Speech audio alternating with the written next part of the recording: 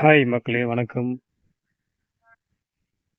இன்று நாம பார்க்கக்கூடியது பார்த்தீங்க அப்படின்னா, ஒரு 3 விதமான செடிகள பார்க்கலாம்.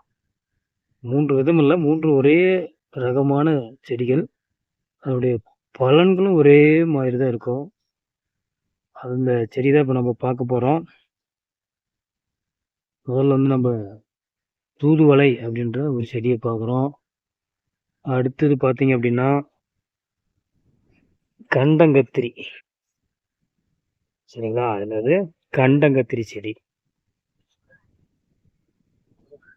அடுத்தது பார்த்தீங்க அப்படின்னா,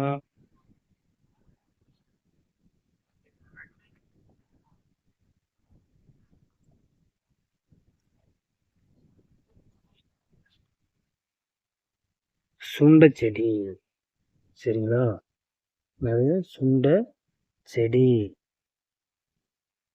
இது சுண்டைக்காய் செடி. இது 3 செடியும் பார்த்தீங்க அப்படின்னா, ஒரே மாதிரியான அமைப்பு, அதோட முட்கள் அமைப்பு, பூவு இது அனைத்துமே ஒரே அமைப்பை கொண்டது. இதனுடைய மருத்துவ குணங்களும் ஒரே மாதிரியான மருத்துவ குணங்களை கொண்டதாகும். இது அனைவருடைய வீட்டிலும் இருக்கலாம், தோட்டத்திலும் இருக்கலாம். இது சுண்டைக்காய். ஏடா இதெல்லாம் எனக்கு தெரியாதான்னு நினைக்காதீங்க. இது 3 ஒரே விதமான மருத்துவ குண அமைப்பை கொண்டது.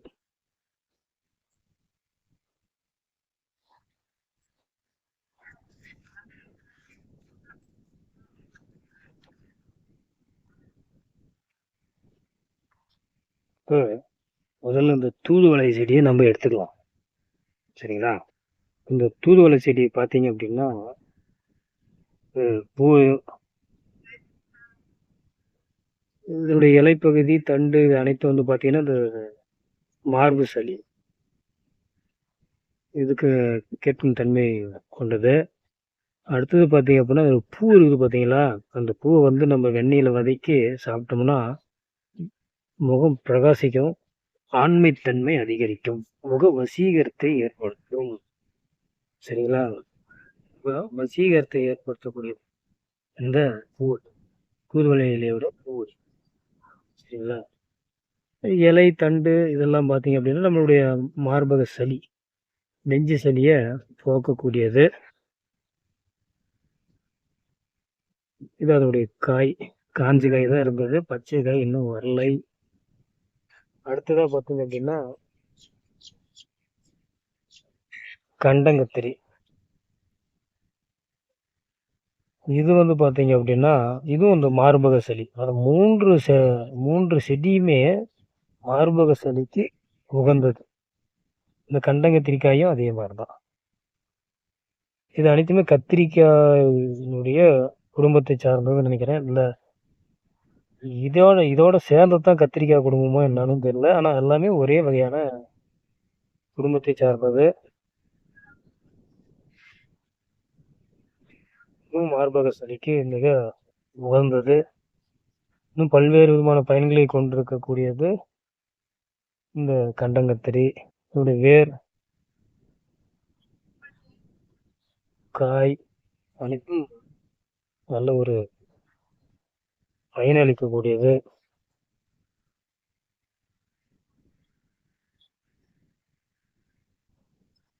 நம்ம இந்த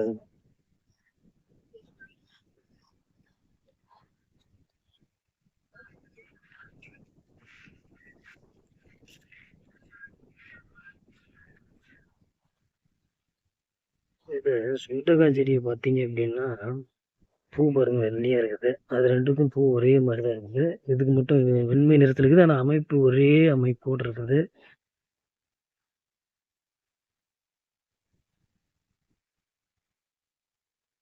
சரிங்களா? 3 செடியும் ஒரு இடத்துல இல்லை, அங்கங்கே ஒன்று இருக்குது. அதனால தான் இந்த மாதிரி. அடுத்தது பார்த்தீங்க அப்படின்னா, இதனுடைய இலை இருக்குது இல்லைங்களா? இது தீ காயத்துக்கு பயன்படும். நம்ம நூல் சாக்கு வச்சு தேய்ச்சி அதில் வர தூளை எடுத்து தீ காயத்து மேலே வச்சோம்னா சீக்கிரத்தில் குணமாகும் அப்படின்னு சொல்லி சொல்கிறாங்க. சரிங்களா? ஸோ இதுவும் வந்து சொந்த கத்திரிக்காய். இதுவும் வந்து மார்பக சளிக்கு அவ்வளோ ஒரு அற்புதமானதுன்றாங்க. அது இன்னும் சொல்றாங்க, இதனுடைய விதைய காஞ்சதுக்கப்புறம் இதோட விதைய எடுத்து, நம்ம இந்த சிகரெட் பிடிப்போம்ல, புகை பிடிக்கும் மாரி பிடிச்சோம்னா, மார்பக சளி சுத்தமா அழிஞ்சிரும் அப்படின்றாங்க. அது எந்த அளவுக்கு உண்மைன்னு பயன்படுத்தினால் மட்டும் தான் தெரியும். சரிங்களா? சரி, நம்ம இந்த 3 வகையான செடிகளும் ஒரே மாதிரியான அமைப்பு, ஒரே மாதிரியான குண அதிசயங்கள், ஒரே மாதிரியான நோக்கி இருக்கும் முறை, ஒரே மாதிரியான கனிகள், பூக்கள், இலை அமைப்புகள், முட்களோட எல்லாம் ஒரே மாதிரியா இருக்குது.